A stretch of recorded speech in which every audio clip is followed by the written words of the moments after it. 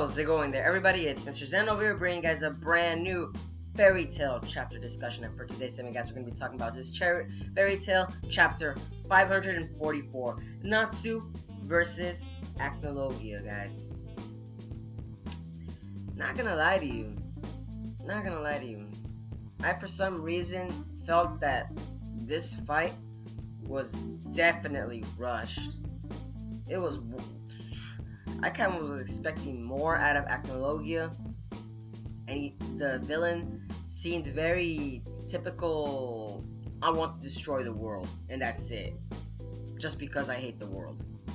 It was the same thing with Zareth too. He wanted to not destroy the world, but he wanted to reset it in order so that he doesn't succumb to the pain that he actually was having throughout all those years. But the thing is, the difference with Acnologia, he just wants to destroy the world because he just loves destruction. You know, apparently that's his fetish right there.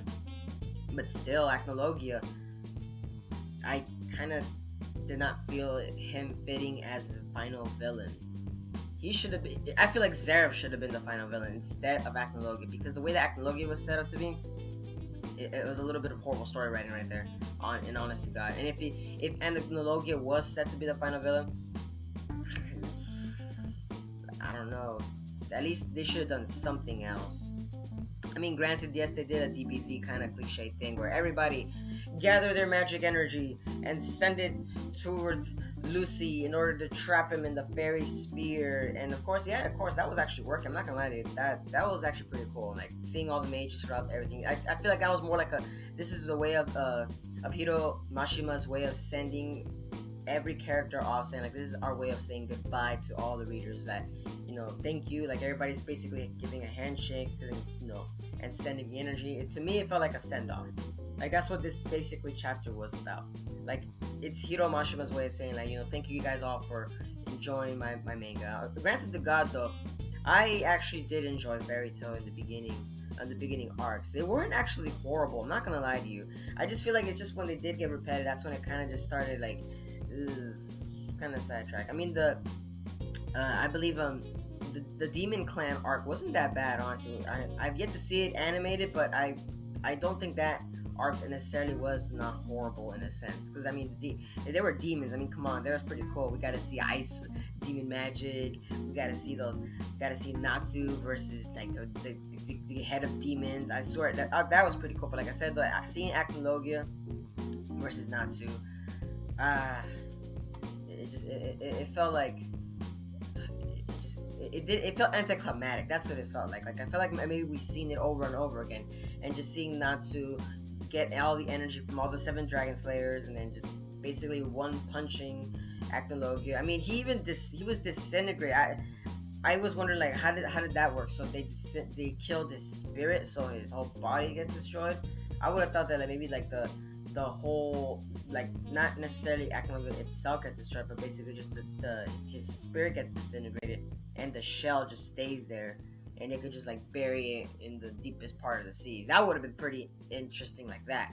But now, Acnologia disappears because his spirit's gone. So does that mean that him as a dragon cannot exist? What? I don't know.